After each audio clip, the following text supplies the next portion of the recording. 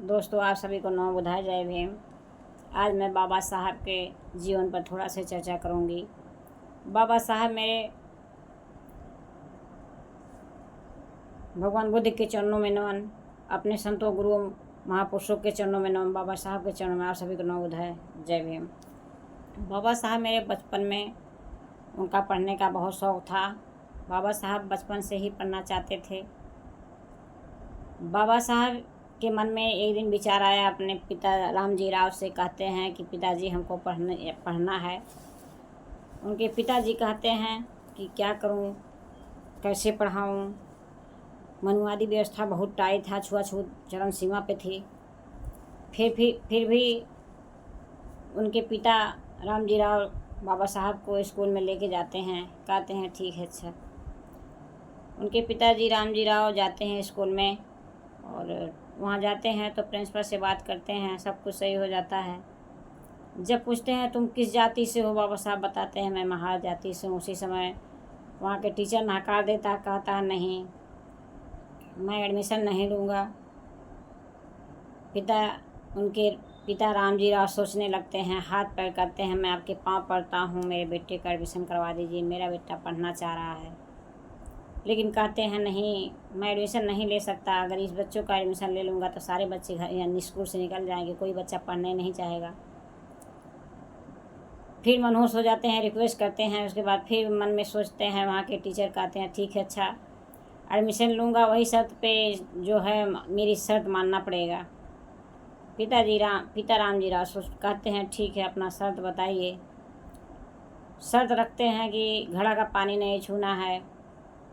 बाबा साहब वो भी शर्त मंजूर कर लेते हैं। कहते हैं बच्चे के साथ पढ़ाई नहीं बैठ के करना है। मेरे बाबा साहब वो भी मंजूर कर लेते हैं। कहते हैं बच्चे के साथ खेलना नहीं है, बाबा साहब वो भी मंजूर कर लेते हैं। कहते हैं बाहर बैठ के पढ़ना है, मेरे बाबा साहब वो भी शर्त मंजूर कर लेते हैं। किसी तरह उनका एडमिशन हो जाता है, मेरे बाबा साहब पढ़ने आने लगते हैं। लेकिन मेरे बाबा साहब को पढ़ाया नहीं जाता था दोस्तों। मेरे बाबा साहब को बाहर बैठाया जाता था। क्यों, मेरे बाबा साहब कल आते थे स्कूल में, लेकिन बच्चे को अंदर पढ़ाते थे। मेरे बाबा साहब सुन करके पढ़ाई करते थे बाहर बैठ के।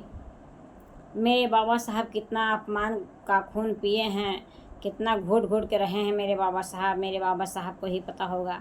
अगर कभी कभी सोच आ जाता है तो आँखों से आंसू आ जाती है कि मेरे बाबा साहब कितना संघर्ष किया, अपने लिए नहीं कि अपने समाज के लिए किए।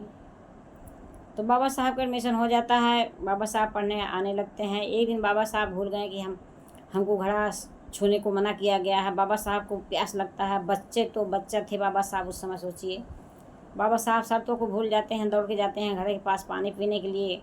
वहाँ का जो चपरासी रहता है कहता है हाँ, घड़ा मत छूना। बाबा साहब रुक जाते हैं, कहते हैं हमको प्यास लगा है। तो कहता है ठीक है, मैं आके पानी पिलाता हूँ। आता है, बाबा साहब को ऊपर से पानी पिलाता है। मेरे बाबा साहब पानी ऐसे करके पीते हैं, सोचिए कितनी अपमान से सहे होंगे मेरे बाबा साहब। बाबा साहब प्यासे रह गए थे। बाबा साहब प्यास के मारे तरफ रह जाते थे, लेकिन घड़ा को नहीं छू पाते थे।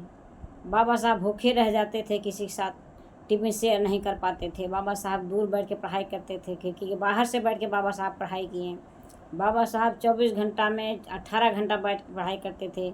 उस समय अंधेरा ही रहता था। आज तो लाइट हम लोग के लिए सुविधा हो गया, फिर भी नहीं पढ़ पा रहे हैं बच्चे।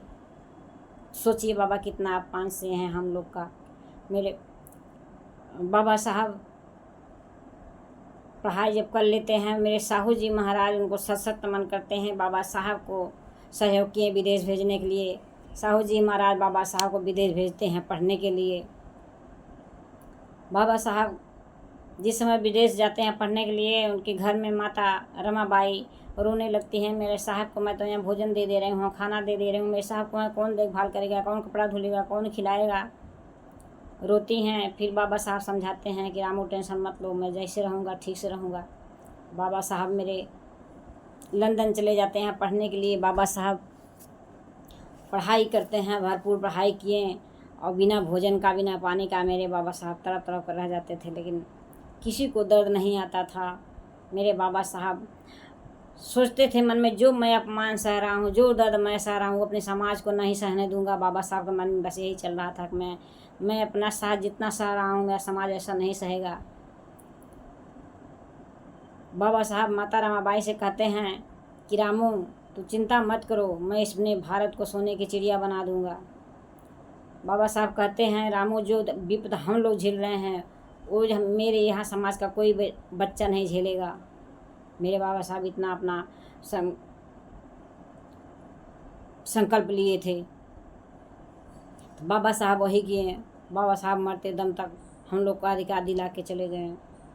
संविधान नहीं मौका मिलता लिखने का बाबा साहब को, तब हम लोग का पशु समान समझा जाता था, पशु समान समझा जाता था।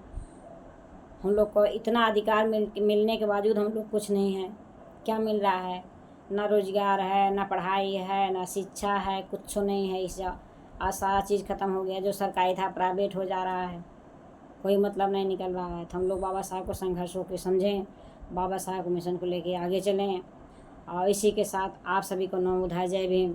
वीडियो अच्छी लगे तो लाइक शेयर ज़रूर करिएगा।